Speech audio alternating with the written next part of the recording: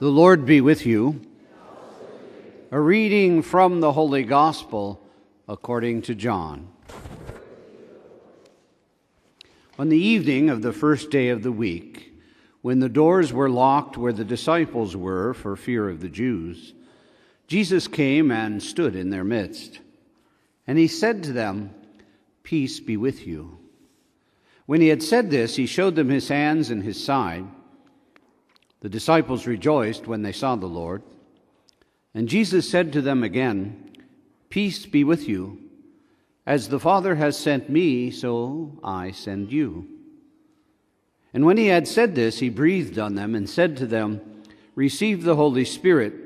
Whose sins you forgive are forgiven them, and whose sins you retain are retained." Thomas, called Didymus, the twin, one of the 12, was not with them when Jesus came. And so the other disciples said to him, "We have seen the Lord." But he said to them, "Unless I see the mark of the nails in his hands, and put my finger into his nail marks, and put my hand into his side, I will not believe." Now a week later, his disciples were again inside, and Thomas was with them. Jesus came, although the doors were locked, and stood in their midst and said, "Peace be with you."